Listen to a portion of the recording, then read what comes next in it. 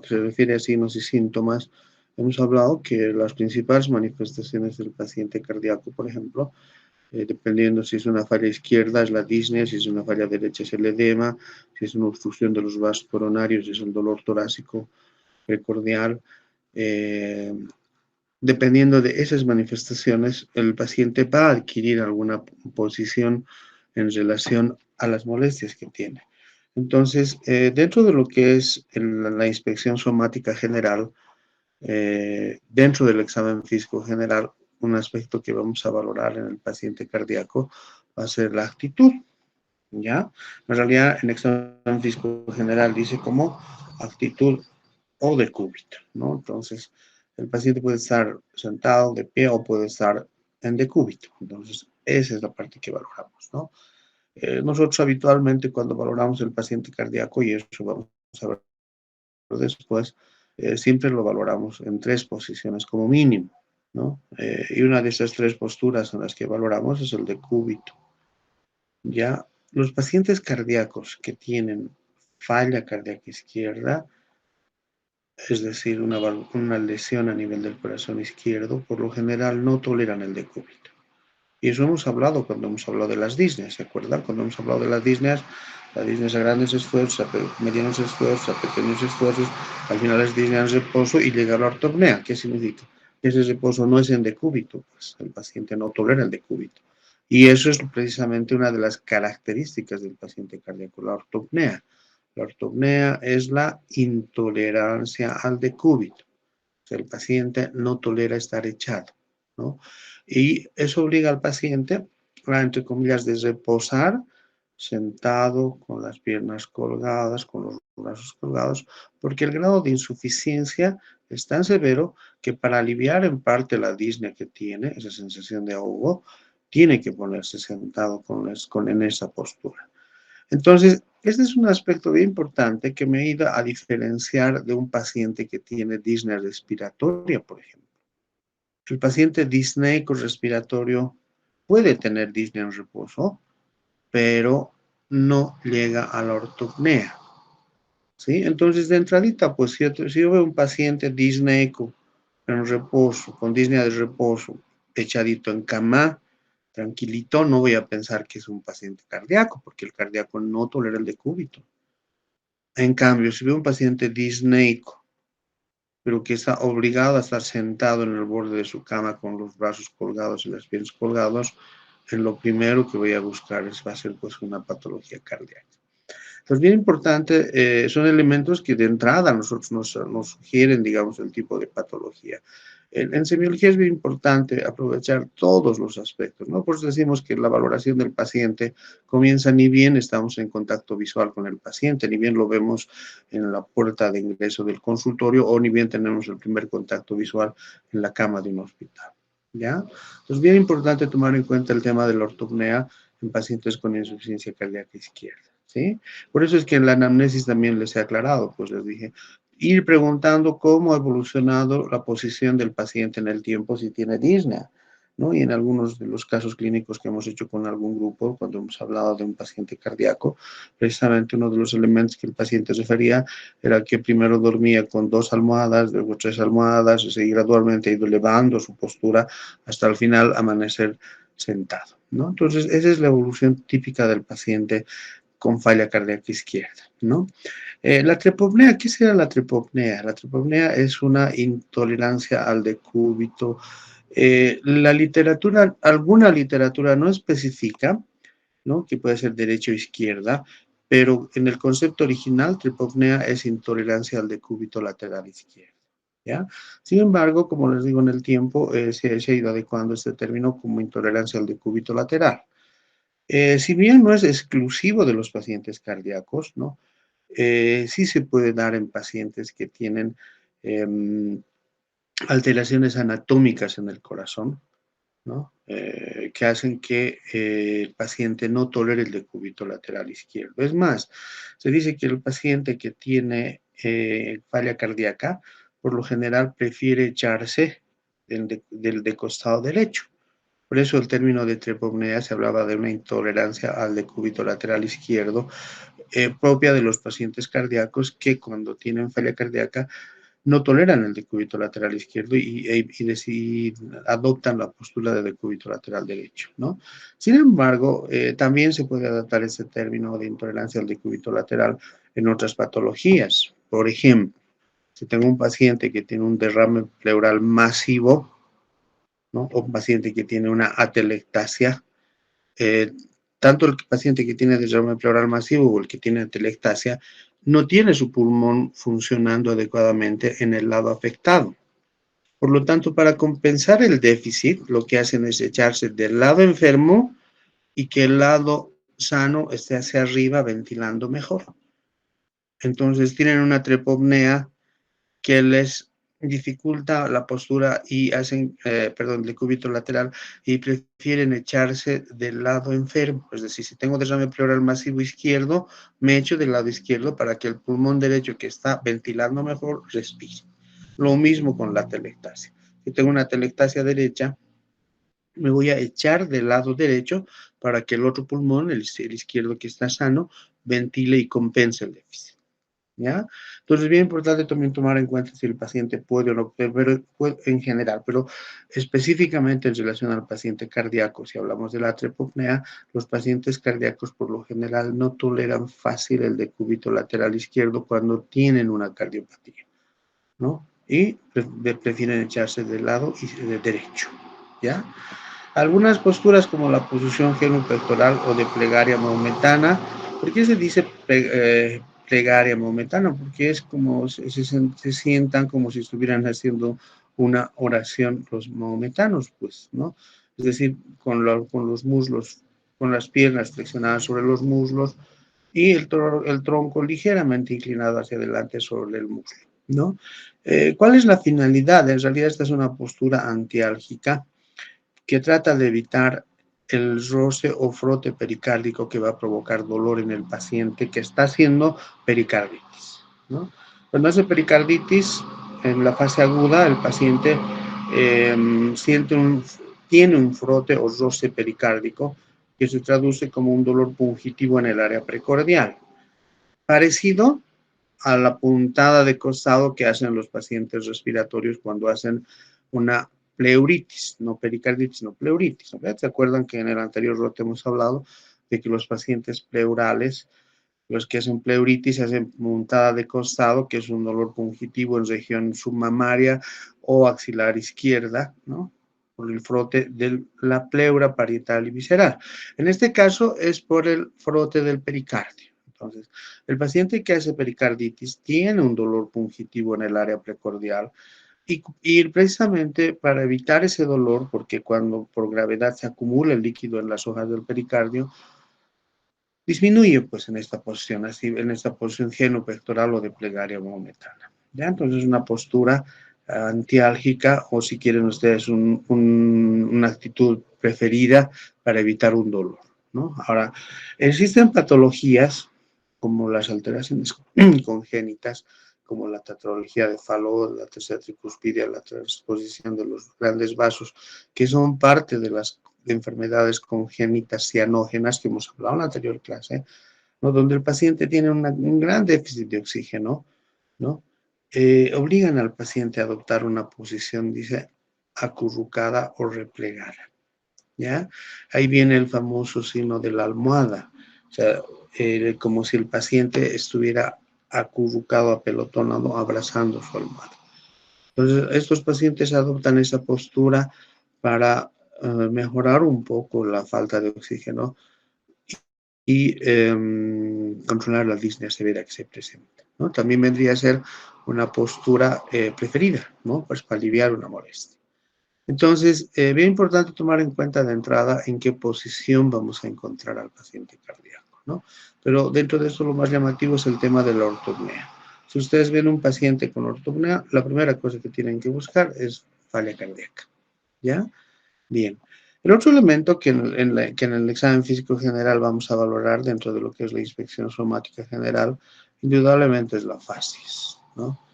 Los pacientes cardíacos, de hecho, hacen disnea, hacen cianosis, Si tienen falla cardíaca derecha, hacen congestión hepática que altera el metabolismo de la bilirrubina, etcétera, y van a provocar pues modificaciones en el color de la cara, ¿sí? Pero tienen ciertas particularidades que hace que podamos identificar, no digo con facilidad, pero que tenemos muchos elementos para decir, ah, este es un mitral, este es un tricuspidio o este es un aórtico, ¿no? Si yo tengo un paciente que, bueno, sabe, el orden es importante, pero muchas veces nos damos cuenta antes de una dolencia que de otra. Si tengo un paciente con un soplo cardíaco, ¿no? Y quiero relacionarlo con un tipo de fascias. Pues si tiene soplos, porque tiene, o hay o hay una valvulopatía, o puede ser que sea funcional de algún tipo, pero si tengo una valvulopatía que me genera un soplo, voy a relacionar con los otros elementos que me voy a encontrar. Entonces, de las fases características en el paciente cardíaco es la fases mitral, ¿no? La fases mitral, donde tengo tres elementos, ¿no? A ver, me voy a adelantar aquí. ¿Cuáles son los elementos que llaman la atención en este paciente? La cianosis, miren, estamos viendo una cianosis bien marcada, sobre todo a nivel de los labios. No es tan evidente, pero sí se nota en el dorso nasal y también en las orejas, ¿no? Un elemento. El otro elemento que estamos viendo aquí es que alrededor de la boca, ¿no? Alrededor de la nariz hay cierta palidez, otro tono. Y en este paciente tenemos una zona como roja, esto sería una rubicundez cianótica difusa de toda la región malar, ¿ya? Esto hace que se denomine la facies mitral como tricomía mitral o también como facies de Corvisart, ¿no? Es decir, ¿cuáles son los elementos? Y esta es otra paciente, ¿no? Tengo una cianosis bien marcada a nivel de los labios, tengo una palidez no tan marcada, pero existe palidez alrededor de la boca, alrededor de la nariz, y tengo una rubicundez cianótica que aquí más que difusa es en placas, alrededor de la cara. Entonces, esto además de un discreto abotargamiento. Cuando dice discreto abotargamiento, da el aspecto de que estuviera ligeramente hinchado, ¿no? Entonces, aquí está la diapositiva. La facies mitral se caracteriza porque tiene un discreto abotargamiento con cianosis de los labios, rubicundez cianótica difusa o en placas, eso va a variar de un paciente a otro, en la mejilla, ¿no? Y palidez amarillenta del resto de la cara, es decir, alrededor de la nariz, alrededor de la boca, incluso alrededor de los ojos. Entonces, estos tres tonos, cianosis, palidez, más la rubicundez cianótica, son tres tonos separados que le dan un aspecto de máscara al paciente mitral, que se conocen como tricomía mitral o facies de Corvisart. ¿Sí? Esta distribución es bien típica de los pacientes mitrales. ¿Ya? Lógicamente, si es paciente mitral, estoy hablando de falla cardíaca izquierda, indudablemente que asociado a este elemento, este paciente va a estar con disnea, pues, va a estar con disnea, porque ya les he dicho, la primera manifestación clínica de la falla cardíaca izquierda es la disnea. Ahora, dependiendo del grado de severidad de ese corazón, de falla del corazón izquierdo, esa disnea puede ser de grandes esfuerzos o ir hasta la disnea en reposo con ortopnea, ¿no? Lógicamente, estas modificaciones bien marcadas tienen que ser nomás pues en pacientes que tienen un daño cardíaco bastante importante, ¿ya? La otra válvula auriculoventricular es la válvula tricuspidia. Ah, perdón, seguiremos con el corazón izquierdo. Tenemos que hablar ahora de lo que es la facies aórtica, ¿ya? Si estoy hablando de facies aórtica, antes de que se concentren en leer todo esto, porque lo que quiero es que ustedes entiendan el por qué se está produciendo estos cambios en el paciente. Un paciente con facies aórtica significa que tiene o insuficiencia aórtica o estenosis aórtica. Que cuando el corazón después de la sístole expulsa sangre hacia el vaso más grande que es la aorta, ¿no? La sangre tiene que ir al circuito mayor necesariamente, ¿no? Pero si tengo insuficiencia, refluye, por lo tanto el volumen de sangre que va al circuito mayor disminuye. Y si tengo estenosis, la cantidad de sangre que se bombea desde el ventrículo hacia la aorta también es menor. En ambos casos, tanto en estenosis como en insuficiencia aórtica, el volumen sanguíneo que va a eyectarse a través de la sístole ventricular es menor, es menor. Por lo tanto, va a llegar menos sangre, sobre todo a algunos segmentos corporales, en este caso lo que es el cuello hacia arriba, la cara y todo lo demás, y eso hace que exista una cierta palidez, ojo, no asociado a anemia, sino a una mala distribución de sangre en el organismo, ¿sí? O sea, por gravedad la sangre sí va a ir más hacia abajo que arriba. Por eso es que hace que estos pacientes, entre comillas, se parezcan a pacientes pálidos que se llaman los cardíacos blancos de la cegué. Porque, ¿qué dice el libro? Son pacientes que tienen una palidez alabastrina, que es el alabastro es una roca blanca. Entonces, es una palidez que se asemeja al aspecto de esa piedra blanca, ¿no? Que hace que el paciente se vea pálido, sobre todo a nivel de la cara, no tan intenso del tronco hacia abajo. Un elemento. Por eso se llaman también cardíacos blancos, ¿no? Pero además, en estos pacientes que tienen facies aórtica, vemos signos asociados como, por ejemplo, eh, que es en el cuello voy a ver baile arterial. ¿Qué significa? ¿No? Que el latido que tiene el paciente con lesión aórtica, ¿no? Insuficiencia o estenosis aórtica, en el cuello su carótida externa late con mucha intensidad, ¿no? Eso se llama baile o danza arterial. Y ese baile o danza arterial hace que el paciente, ¿no? Empiece a mover la cabeza como si estuviera afirmando en cada sístole, como si estuviera diciendo sí en cada sístole, y eso se llama signo de Muset. El signo de Muset son movimientos sincrónicos de la cabeza de afirmación con cada sístole ventricular. Es decir, en cada que el corazón eyecta sangre, el paciente hace un movimiento de afirmación como si estuviera diciendo sí, sí, sí. ¿Por qué? Porque en el cuello hay un baile arterial. Y si nosotros vemos con mucho más detalle, vamos a ver que la pupila igual se contrae y se cierra en cada ciclo cardíaco. Es decir, se dilata y se cierra, se dilata y se cierra en cada ciclo cardíaco, ¿no? Como dice que hay una contracción de la pupila en cada sístole. O sea, en la sístole se contrae, en la diástole se relaja. Entonces, miren, la palidez asociada a baile arterial, al signo de Muset y al lipus pupilar de Roche-Landolfi son los elementos que me van a orientar y decir, esta es una facies aórtica, ¿no? Tengo una imagen de baile arterial en cuello, les voy a mostrar, así que vayan grabándose en su cabecita el tema del baile arterial para que fijemos mejor los conceptos.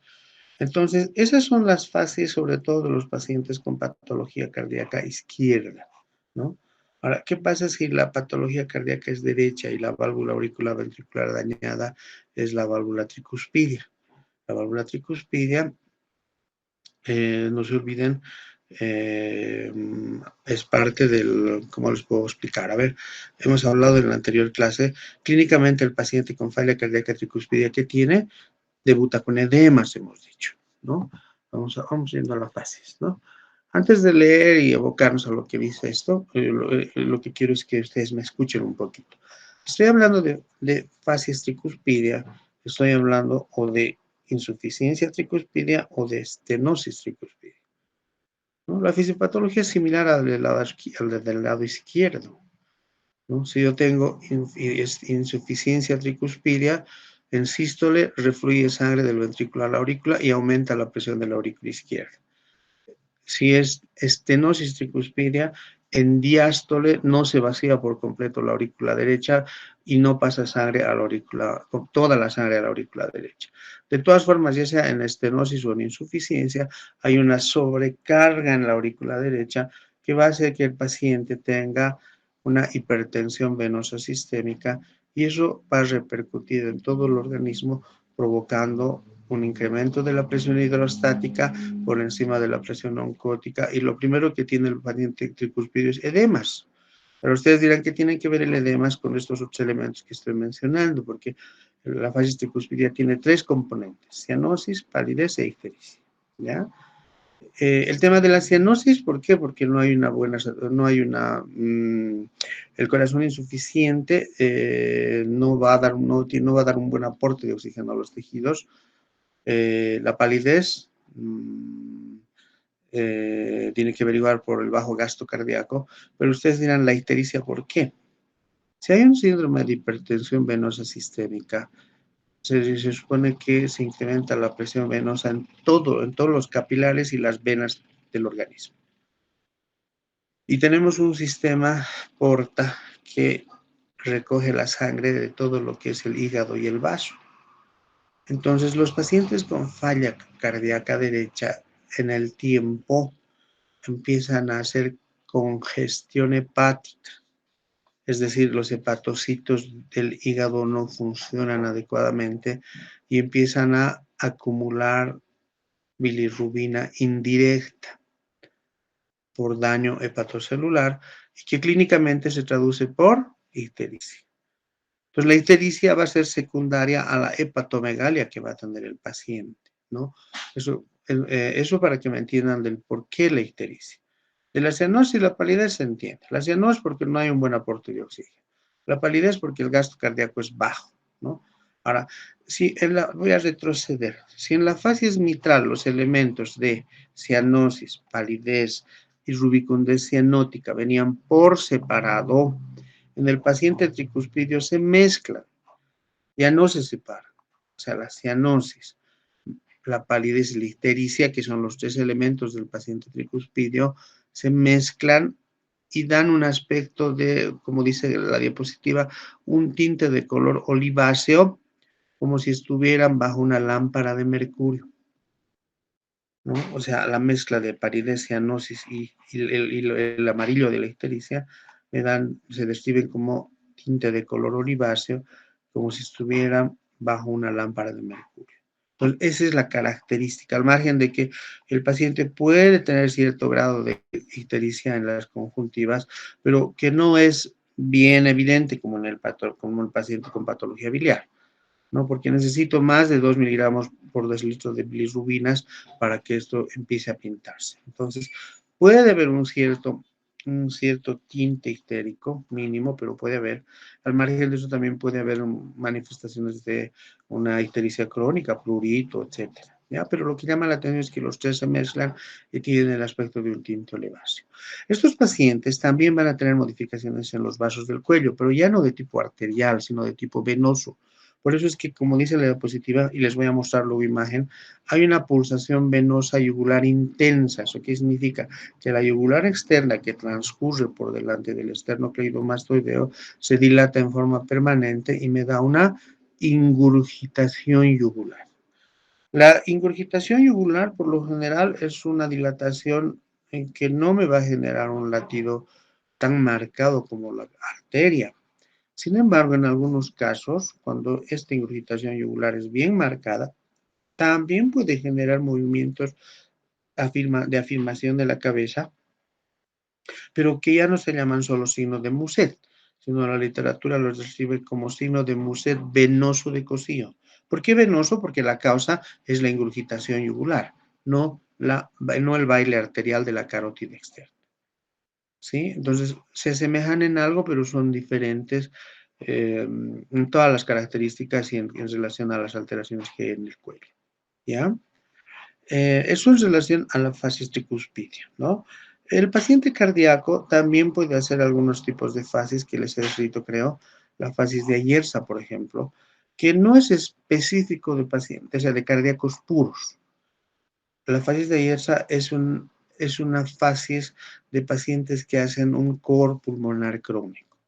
Es decir, que como consecuencia de una patología pulmonar crónica han tenido una repercusión cardíaca y van a tener cambios importantes tanto en la cara como en las extremidades, ¿no? Porque aquí estamos viendo, bueno, si bien no es bien muy notorio, pero son pacientes cianóticos.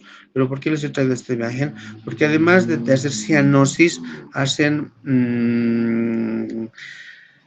dedos en palillo de tambor, como estamos viendo aquí, ¿no? Esa hipoxia crónica modifica la forma de los dedos y provocan un hipocratismo digital que se conoce como dedos en palillo de tambor y uñas en vidrio de reloj, ¿ya? Entonces, estos son pacientes que, como dice aquí, que tienen una intensa cianosis, agotamiento y poliglobulia. O sea, el elemento fundamental del paciente con cor pulmonar crónico, como son pacientes hipóxicos crónicos, el organismo para compensar el déficit que hace, producir glóbulos rojos. Y son pacientes que van a llegar a tener una eritrocitosis crónica y marcada, ¿no? Es decir, si su hemoglobina normal es de 15, estos pacientes van a estar perfectamente con una hemoglobina de 18 para arriba, 19, 20, ¿no? A riesgo de generar accidentes vasculares que le pueden provocar un accidente vascular cerebral, una embolia pulmonar o un infarto de miocardio, ¿no? Entonces, de hecho, pero ¿cuál es el aspecto que tienen estos pacientes? ¿Por qué se llaman facies de Ayerza? En realidad, alguna literatura los nombra como cardíacos negros de Ayerza, porque, porque la cianosis tan intensa los hace ver como negros, pero en realidad no son morenos, no hay una melanodermia, el cambio de color no es a expensas de los melanocitos, sino es por una saturación en la cantidad de glóbulos rojos que llevan un aporte bajo de cianosis. Entonces, esas cianosis están marcadas de que el aspecto tenga un aspecto negro, ¿no? Que si seguro corregimos, o sea, corregimos los niveles de elevados de hemoglobina o de eritrocitos, el paciente va a tener va a adoptar otra vez el color normal de su piel, ¿no? Entonces, es un elemento. Ahora, porque como les decía, es parte de un cor pulmonar crónico, son pacientes que de pronto son pacientes con patologías pulmonares crónicas como una silicosis, una fibrosis pulmonar, daños irreversibles del pulmón que generan baja saturación y que retronadamente se repercuten en el corazón, provocando cambios importantes en el corazón, ¿no? Son pacientes que van a hacer cardiomegalia, etcétera, al margen de que va a haber eritrocitosis. Pero son los cardíacos negros de Ayerza o las facies de Ayerza, contrario a los cardíacos blancos de la CG de los aórticos, ¿ya? Bien, en las primeras diapositivas les he mencionado dos tipos de fascias, una fascia arterial y una fascia venosa. Esta es la imagen de la fascia arterial. Si bien he buscado una imagen mucho más ilustrativa, no la he encontrado. Se llama fascia arterial porque lo que ocurre es una obliteración de oclusión de los troncos supraaórticos, es decir, esos troncos que salen del callado de la aorta, todos los troncos, o sea, esas que van a la cara, se van a obstruir. ¿Y qué me van a generar? Estos elementos que dicen, ¿no? Atrofia facial, se atrofian los músculos de la cara, desaparece la bola de Bichat, como dice aquí, la nariz es delgada y desgastada, y en algunos casos pueden tener órbitas excavadas, porque la atrofia es bien marcada del cuello hacia arriba, ¿no? Y puede haber incluso una desigualdad pupilar. Esta facies arterial o del síndrome de oclusión de los troncos arteriosos es propia de los pacientes que tienen la enfermedad de Takayasu-Martorell. Algunos textos solo dicen enfermedad de Takayasu, otros dicen enfermedad de Takayasu-Martorell. Es una patología que genera obstrucción de los vasos supraaórticos del callado de la aorta, que lo primero que van a generar es una hipotrofia muscular marcada que se ve en una atrofia facial. Entonces, obviamente aquí no es muy ilustrativa la imagen, es la única que pude conseguir, pero imagínense ustedes un paciente que tiene una contextura física normal del cuello hacia abajo, puede ser incluso muy robusto, pero que de la cabeza hacia arriba tiene un aspecto hasta cadavérico. Entonces, esa es la característica del paciente con facies arterial, ¿no? Es decir, un aspecto cadavérico en la cara con una contextura física normal, ¿no? Entonces esa es la facies arterial. No tengo imágenes de la facies venosa, pero en la facies venosa lo que más llama la atención es el ligero abotagamiento que tienen y la presencia de venitas visibles por debajo de la piel en la cara, ¿no? Un ejemplo de facies venosa vendría a ser en el síndrome mediastínico anterior, en el edema en esclavina, que hemos visto en alguna vez, ¿ya? Bien, eso es en relación a fases. Donde hemos visto actitud, hemos visto fases, ahora lo que voy a ver es cuello. En el paciente cardíaco es ineludible valorar cuello. En el cuello vamos a ver bastantes modificaciones. Si bien esto ya no es parte del examen físico general, sino es parte del examen físico segmentario, pero cuando hemos hablado en el primer rote en cabeza y cuello, yo les había indicado que cuando el paciente tiene cardiopatía, yo tengo que ver con mucho detalle el cuello, porque me voy a encontrar muchas cosas, desde la inspección hasta la auscultación. Aquí no voy a hablar, pero por ejemplo, cuando hablemos de irradiación de soplos, vamos a ver que sí tenemos que auscultar el cuello. A la inspección, normalmente, ¿cómo es un cuello? El cuello es cilíndrico, simétrico,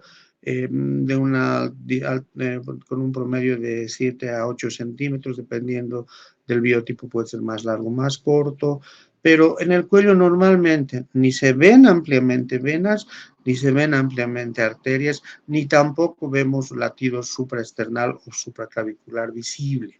Es decir, si ustedes ven a una persona normal, no van a ver vasos distendidos, arterias distendidas, y encima del huequito supraesternal y supraclavicular tampoco se va a ver un latido ampliamente visible. En los pacientes cardíacos sí ya podemos ver estos elementos, ¿no? Uno, visibilidad del latido de la aorta, es decir, que puedo ver una impulsión cardíaca en la fosa supraesternal, no está en la diapositiva, pero también tengo que ver la fosa supraclavicular, que no solo va a ser visible, que también va a ser palpable. ¿En quiénes? En pacientes con aortoesclerosis, es decir, que están con una aorta que tiene esclerosis, pues, ¿no? Eso significa que es más característico de los pacientes de la tercera edad, ¿no? Los pacientes jóvenes muy pocos hacen aortoesclerosis.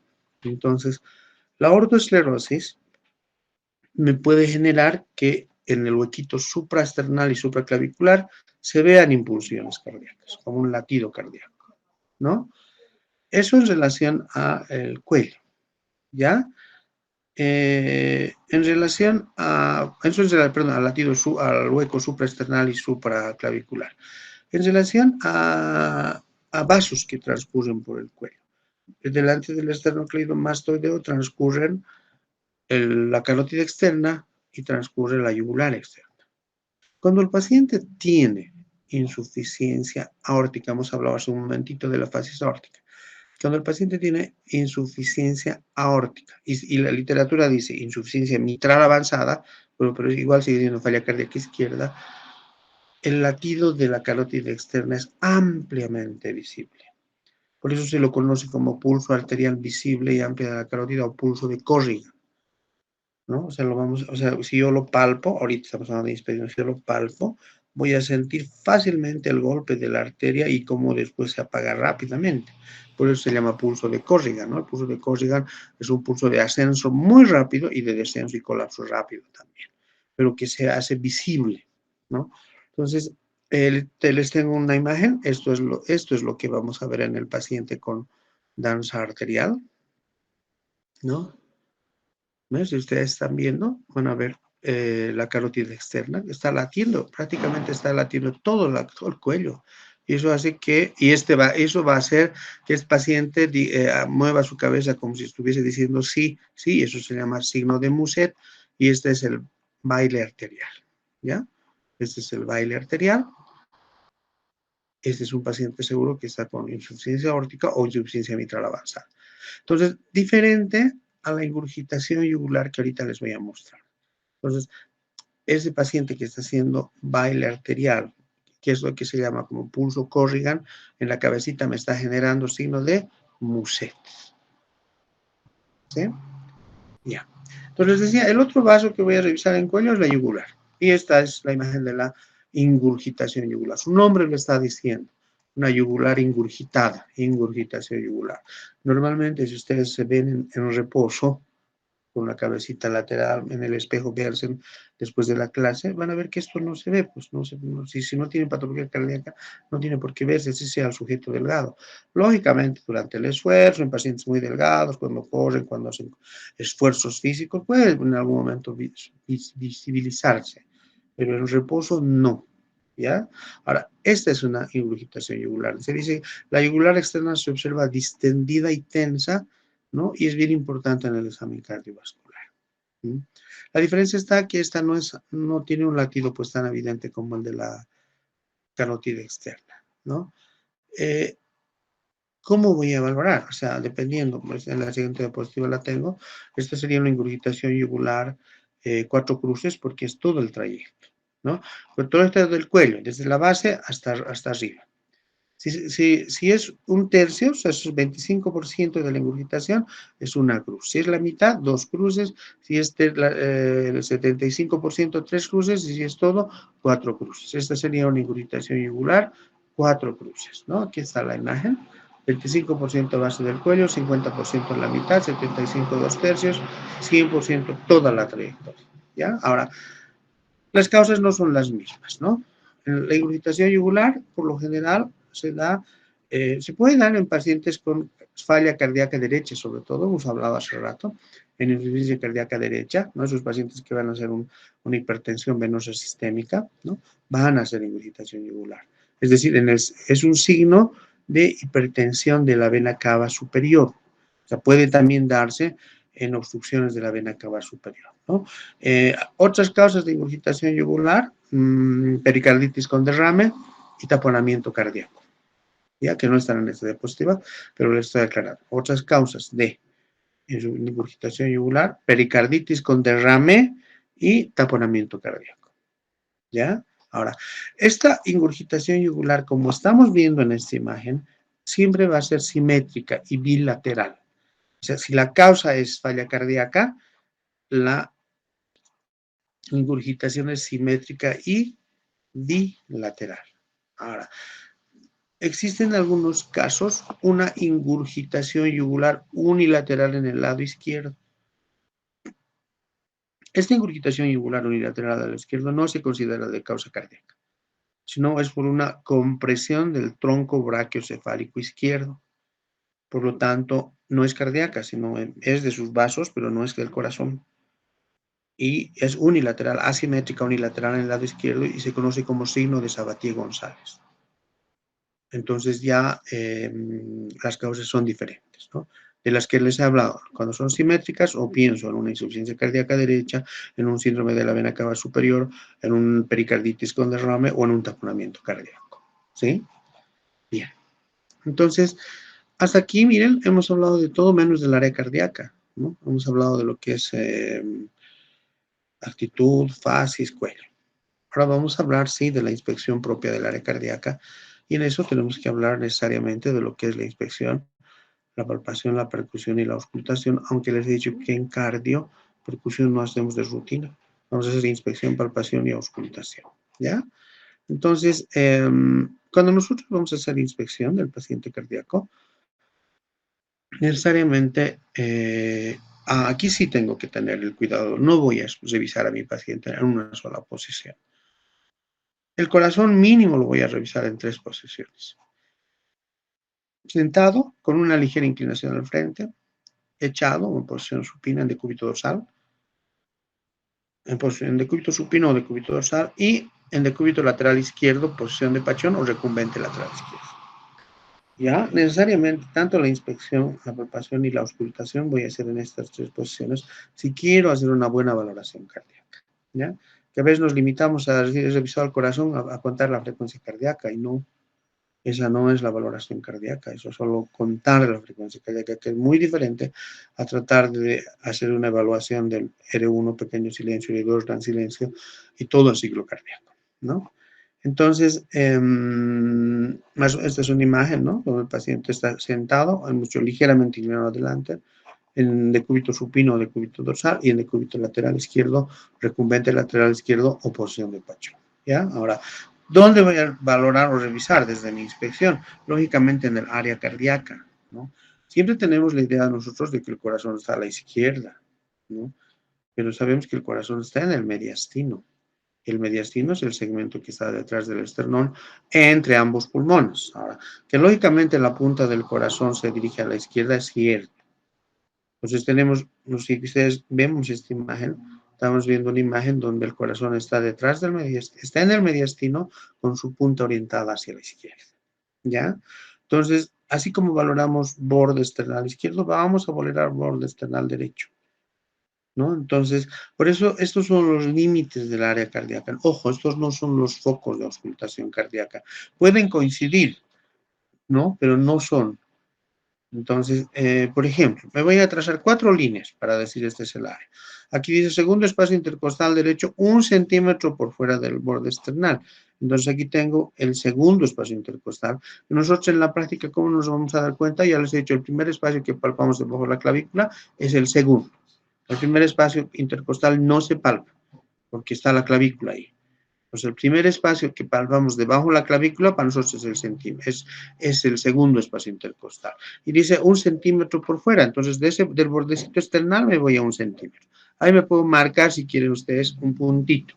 Hasta que ustedes se acostumbran a revisar bien, no hay problema si se marcan un puntito para que vean y vamos a dibujar un área cardíaca. El otro punto es la articulación condroesternal del quinto cartílago derecho, o sea, voy a ir contando, bueno, hemos dicho, segunda costilla, tercera costilla, cuarta costilla, quinta costilla. Esta se va a articular a través de un cartílago, a ese nivel nos marcamos el otro puntito. Luego tenemos el quinto espacio intercostal izquierdo, vamos a ir contando segundo espacio, tercer espacio, cuarto y quinto espacio, y dice 7 a 8 centímetros de la línea media, o sea, de esta línea media más o menos 7 a 8 centímetros. Otro puntito. Y el último puntito, segundo espacio intercostal izquierdo, el que está inmediatamente debajo de la clavícula, segundo espacio intercostal. Este sí es a nivel del borde external, este coincide con el foco pulmonar. Entonces, si yo uno estos puntitos que me he marcado, o sea, casi tengo un rectángulo, pero con su punta hacia la izquierda. Esa es mi área cardíaca. Ahí es lo que tengo que ver, obviamente la zona vecina más, porque por ahí mi paciente está haciendo cardiomegalia, entonces su corazón va a tener un área más grande. Entonces, esos son los límites cardíacos, por lo tanto, o sea, ¿qué quiero que se den cuenta? Que cuando yo voy a ver la parte del área cardíaca, voy a ver desde por fuera incluso del borde external derecho, y luego sí me voy a ir hasta casi la línea media clavicular en el lado izquierdo. Entonces, una vez que yo he identificado dónde tengo que hacer mi exploración, ¿qué es lo que voy a buscar? ¿No? En la parte de la región precordial como caja torácica, lógicamente voy a buscar primero la simetría de esta región, ¿no? Que no haya asimetrías. Segundo, voy a ver si en el pecho existen abombamientos o depresiones, tanto de toda la región o de algún segmento, ¿no? Como dice aquí, evaluar la conformación y simetría de la caja torácica en relación a la constitución del paciente. Eso es lógico, ¿no? El paciente leptosómico tiene un tórax alargado. El paciente pícnico tiene un tórax corto y ancho. El paciente atlético va a tener un equilibrio de ambos. Entonces va a variar en función del biotipo. Pero al margen de eso, lo que yo voy a ver es si no existen en esta región, en la pared torácica, abombamientos o depresiones. ¿En qué casos puedo ver un abombamiento de la región precordial? Es decir, que por fuera este segmento esté abombado. ¿Ya? Uno, cuando hay cardiopatías congénitas como la comunicación interauricular, es decir, pero no porque sea porque por la misma cardiopatía congénita, sino porque en el tiempo los pacientes van a hacer que su corazón esté más grande y dilatado. Entonces, esto viene con lo primero. O sea, todo paciente que va a hacer hipertrofias o dilataciones cardíacas va a tener un abombamiento de esa región. ¿Por qué? Porque su corazón está más grande de lo normal. Pacientes con derrame pericárdico, es decir, donde se está acumulando líquido en el espacio pericárdico, lógicamente van a tener un abombamiento de la región precordial. Y pueden haber abombamientos localizados, como es el caso de en la línea parasternal derecha entre el primer y tercer espacio intercostal en el adulto, cuando el paciente tiene aneurisma de la porción ascendente del callado de la aorta. ¿Ya? No tengo una imagen, pero más o menos estamos hablando de esta región. Ustedes saben muy bien que hasta el ángulo de Luis llega el callado de la aorta, ¿no? Entonces un poquito por debajo, en la aorta ascendente, se va formando un botoncito órtico. Y esa es la prominencia del abombamiento localizado entre el primer y tercer espacio intercostal derecho en el adulto.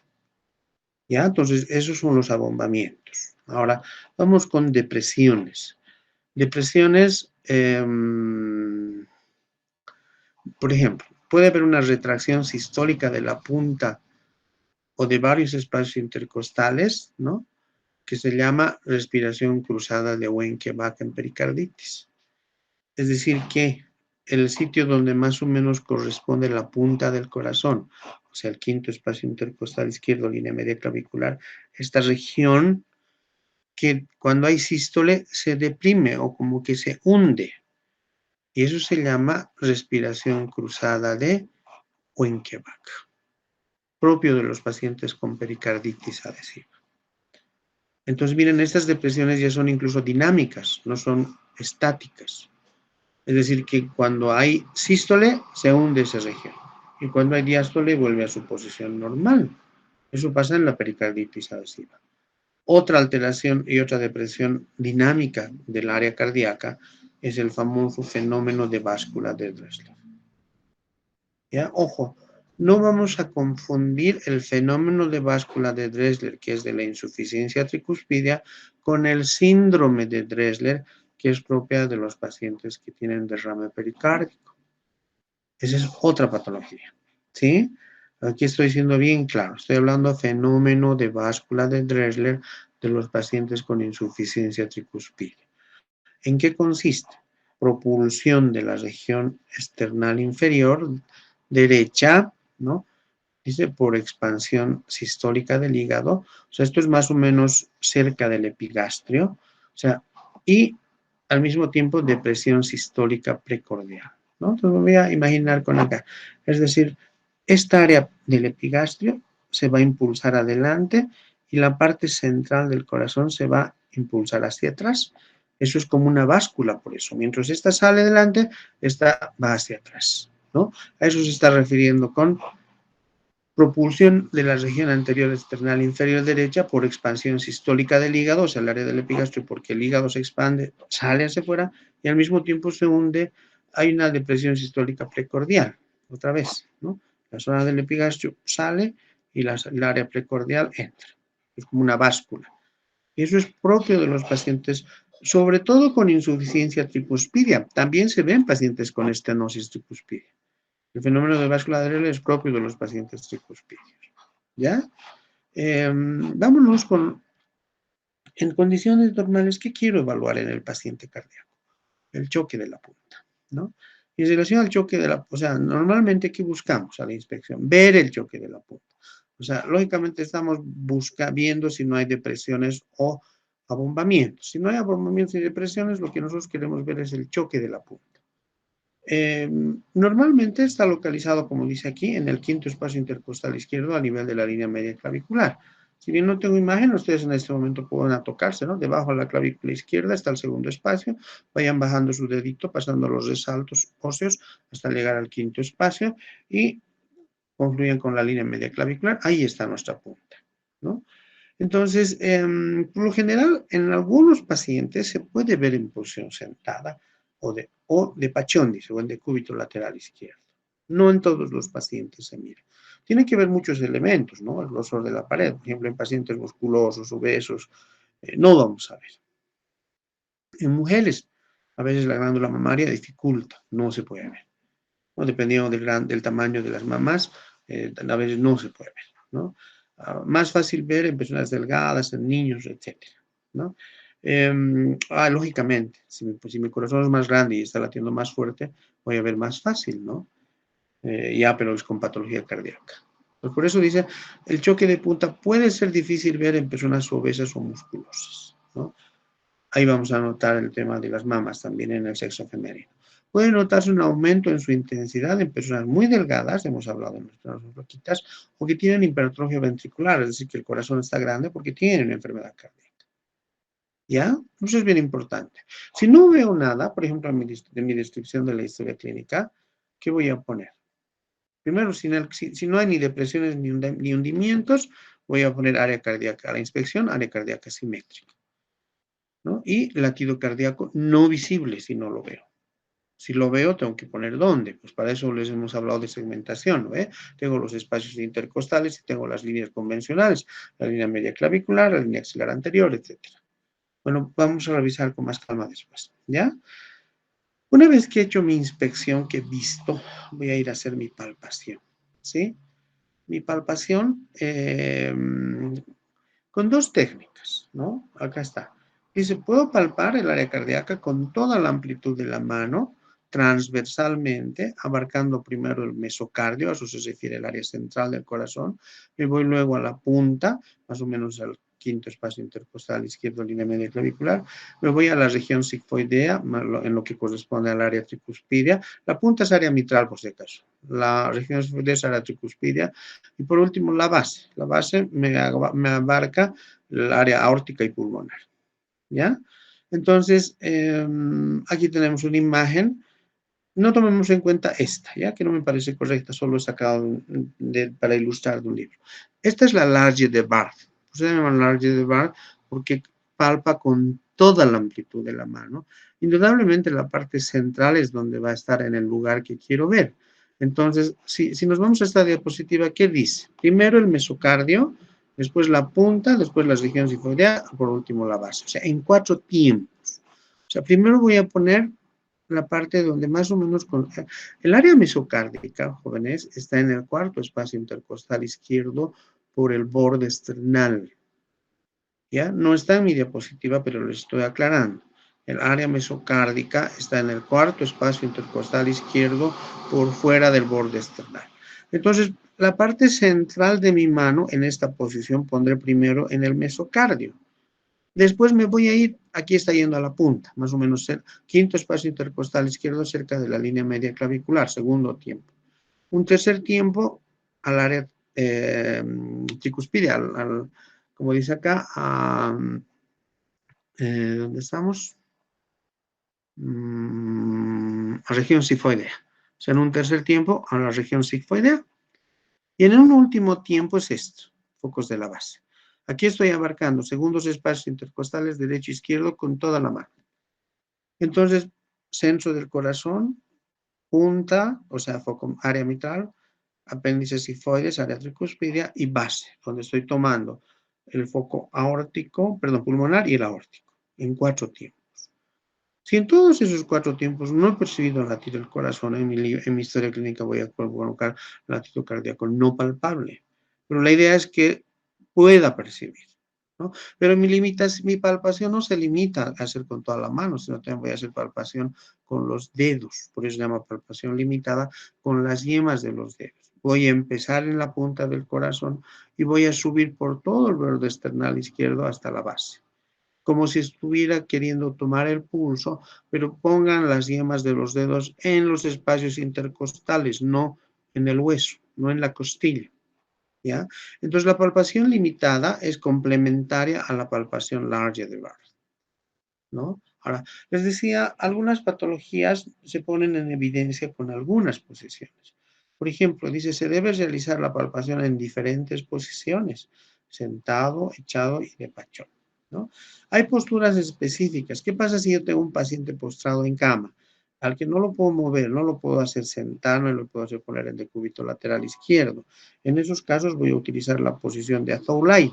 ¿Qué significa? Que alguien que o dos personas me tienen que ayudar. Una que va a levantar los miembros inferiores y otra que va a levantar los brazos, los miembros superiores. Haciendo eso, o sea, elevando los miembros inferiores y elevando los miembros superiores, aumento el retorno venoso y hago que ese corazón lata más fuerte para poner en evidencia las lesiones que pueda tener. ¿Ya?